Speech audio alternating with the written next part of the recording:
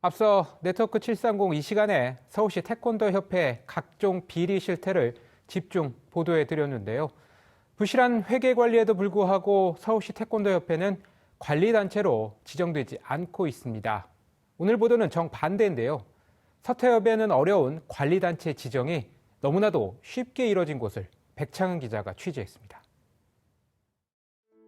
한국 신기록 보유 선수가 있고 지난해 학생체전에서 역대 최고 성적을 낸 인천시 장애인 수영연맹. 지난해 하반기 평가에서도 A등급을 받아 인천시 장애인체육회로부터 가장 많은 보조금을 받았는데 지난 9월 관리단체로 지정됐습니다. 관리단체로 지정되려면 중대한 사유가 있거나 3번 연속 부진단체로 지정돼야 합니다.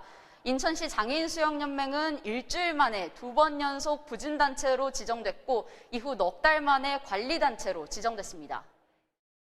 인천시 장애인체육회 다른 단체는 임원이 수천만 원을 빼돌려 수사를 받았지만 관리단체에서 제외됐습니다. 최근 5년간 수도권에서 관리단체가 된 장애인체육회 소속단체는 인천시 장애인 수영연맹뿐입니다.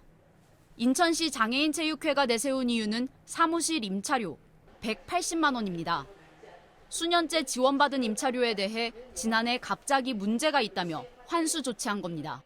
계약서 쓰고 계약서를 먼저 내서 그 오케이 됐기 때문에 계속 지원을 받았고 2년, 3년 연권을 다 끌어와서 문제가 있다고 하면 계속된 환수 요구에 지원금을 돌려줬는데 결과는 관리단체 지정이었습니다. 가장 중요한 것은 환수 조치를 이행하지 않은 것이 아닙니다. 마지막 2차 기일 이전에는 모두 요구 조치에 따라서 환수 조치 이행한 바 있으십니다. 관리단체 지정 절차도 제대로 지켜지지 않았습니다. 중앙경기단체에 의견서를 첨부한 이후에 첨부해서 이사회 안건 상정을 해서 이사회 의결로 지정할 수가 있어요. 관리단체로. 근데 내용을 보니까는 저희 대한장애인 수영연맹에 그런 의견서 제출을 요구를 한 적이 없는 상태에서 관리단체로 지정한 것으로 확인이 됐더라고요. 관리단체가 되면서 수영연맹 임원들은 즉각 해임됐는데 이를 대체할 관리위원회는 2달 가까이 꾸려지지 않고 있습니다. 자체적으로 자기들이 알아서 한다고는 하는데 저는 몰라요. 어떻게 하는지도 모르고. 저 선수들을 끼고 제가 했던 것들 중간에서 했던 것들을 그대로 유지하고 있는 거예요. 사진 찍어서 훈련 계획서를 제출한다든가 이런 건 지금도 하고 있는 거죠. 그런 건.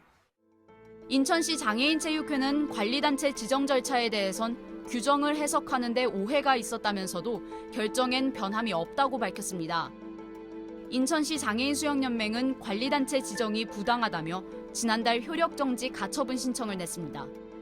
TBS 백창은입니다.